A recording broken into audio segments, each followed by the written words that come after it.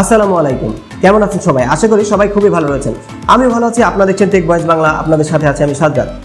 তো আজকে যে বিষয়টি নিয়ে আমরা আলোচনা করব সেটি হচ্ছে আমাদের অনেকের ফোনই কিন্তু সময়ের সাথে সাথে স্লো হয়ে যায় বা হ্যাং করে, এবং ইভেন অনেক দামি ফোন কেনার পরও কিন্তু আমাদের ফোন হ্যাং করতে পারে।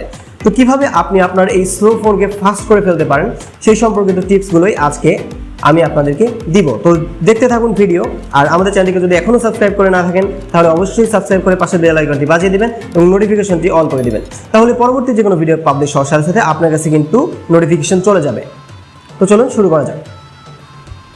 আমাদের ফোন কেন স্লো হয়? এখন প্রথমে যদি আমরা আসি, যে প্রথম যে টিপসটি আপনাদের দিব সেটি হচ্ছে আপনাদের আপডেট। এখন আপনার আপডেটটা কিন্তু স্মার্টলি করতে হবে, নাহলে কিন্তু আপনি আপনার ফোনের ক্ষেত্রে প্রবলেমে পড়বেন, যেটা কিন্তু আমরা MIUI এর ক্ষেত্রে সবচেয়ে বেশি দেখি।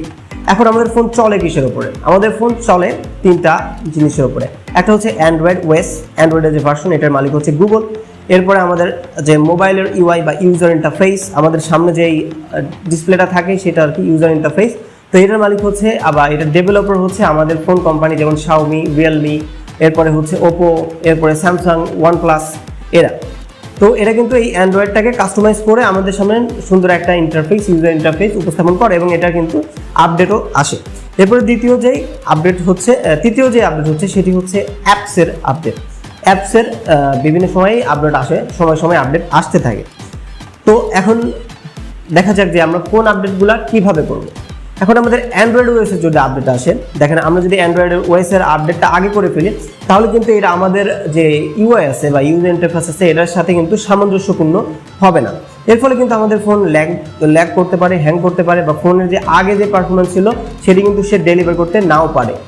তো এক্ষেত্রে অ্যান্ড্রয়েড ওএস যে আপডেট সেটির ব্যাপারে সতর্ক থাকতে হবে, কারণ অ্যান্ড্রয়েড ওএসের যে ভার্সন আমাদের ইউআই ভার্সনের সাথে সেটা ম্যাচ করবে না। হ্যাঁ, আমাদের ফোন কোম্পানি কিন্তু কয়েকদিন পরে এটা ফিক্স করে ফেলবে, কিন্তু সেই পর্যন্ত আমাদেরকে ওয়েট করতে হবে এবং আমাদেরকে দেখতে হবে আমাদের আশেপাশে আমাদের মডেলের বা আমার মডেলের ফোন যারা ইউজ করে তাদের কি কোনো সমস্যা হচ্ছে কিনা আপডেট দেওয়ার পরে, বা আপডেটের পারফরমেন্সটা কেমন হচ্ছে সেই বিষয়টা বিবেচনা করে, সামগ্রিক বিষয়টা বিবেচনা করে কিন্তু আমাদেরকে অ্যান্ড্রয়েড ভার্সনের আপডেটটা দিতে হবে।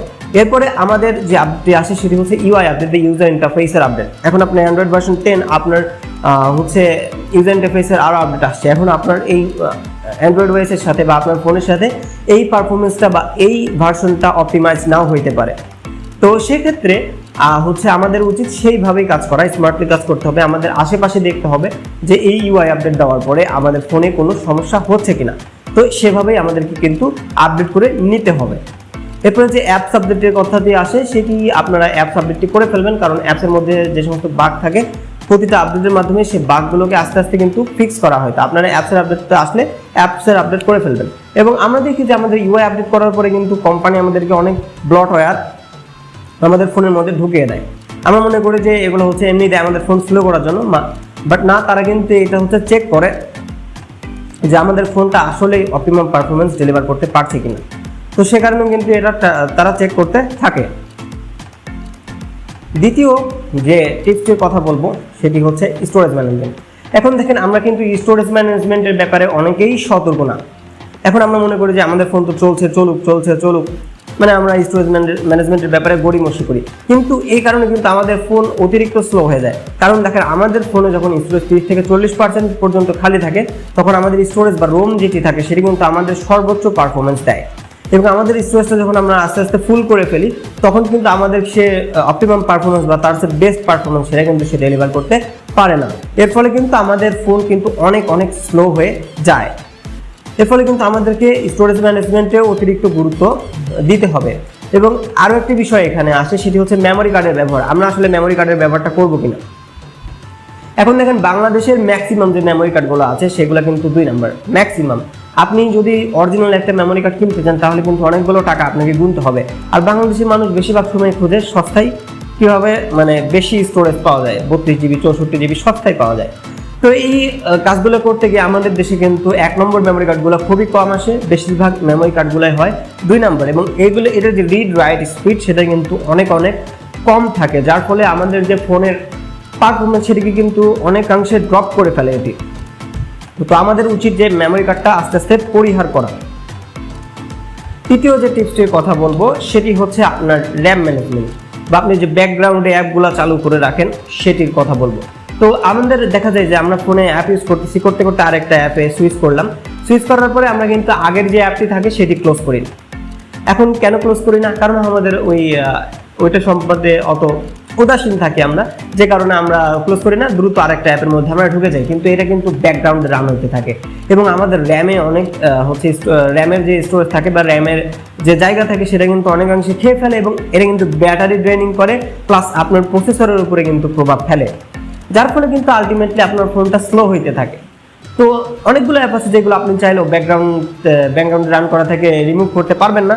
তো সেক্ষেত্রে সেগুলো সেভাবেই রাখবেন, যেমন আপনি ফেসবুকের কথা বলতে পারেন, মেসেঞ্জারের কথা বলতে পারেন, এইগুলো। তো আমাদের উচিত হবে যে আমরা যখন একটা অ্যাপ থেকে আরেকটা অ্যাপে সুইচ করবো তখন আমাদের প্রয়োজন না থাকলে আমরা কিন্তু ওই অ্যাপ থেকে সাথে সাথে আমাদের যে টাস্ক ম্যানেজার আছে সেখান থেকে সরিয়ে দিব। তাতে কিন্তু আমাদের ফোনটা আরো বেটার পারফরমেন্স আমাদেরকে দিবে এবং সুন্দরভাবে ল্যাগ ফ্রি আমরা কিন্তু আমাদের ফোনটাকে ব্যবহার করতে পারবো।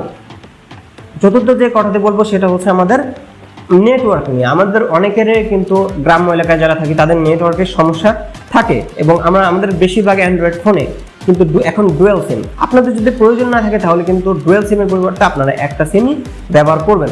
কারণ দেখেন আপনার ফোনের দেখেন যে নেটওয়ার্ক, দুইটা সিম, হয়তো একটা সিমের ভালো পায়, হয় একটা সিমের একটু খারাপ পায়, বা আপনি যদি গ্রামীণ এলাকায় থাকেন তাহলে হয়তো আপনার দুইটা সিমেরই খারাপ পায়।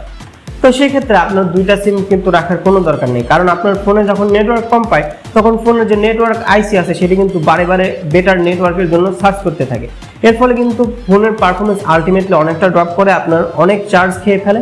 এবং আপনি যদি এতে মোবাইল ডাটা ব্যবহার করেন, বিশেষ করে 3G ডাটা ব্যবহার করেন, তাহলে কিন্তু এটা আপনার অনেক ব্যাটারি ড্রেনিং করে এবং আপনার ফোন কিন্তু অনেক সময় গরম হয়ে যায় এটার জন্য, দেখবেন। কারণ এটাকে প্রসেসরকে এটার জন্য অতিরিক্ত কাজ করতে হয়, যার ফলে আমাদের ফোনটি কিন্তু আলটিমেটলি স্লো হয়ে যায়। তো যাদের একটা সিম ইউজ করলে চলে তারা চেষ্টা করবেন যে সবসময় ফোনের মধ্যে একটা সিমই ব্যবহার করার, এতে কিন্তু আপনারা ফোনের পারফরমেন্স কিছুটা হলেও বেটার পাবেন।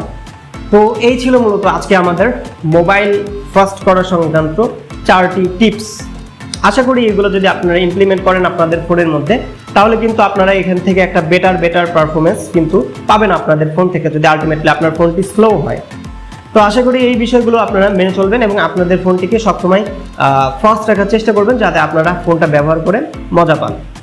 তো ভিডিওটি যদি আপনাদের ভালো লেগে থাকে তাহলে অবশ্যই একটা লাইক করবেন, কমেন্ট করবেন, শেয়ার করবেন। পরবর্তী যে কোনো ভিডিওর আপডেট পেতে নোটিফিকেশন বেলটি অন করে দিবেন, সাবস্ক্রাইব করে দিবেন। তো আজকের মতো এখানেই শেষ করছি, সবাইকে ধন্যবাদ।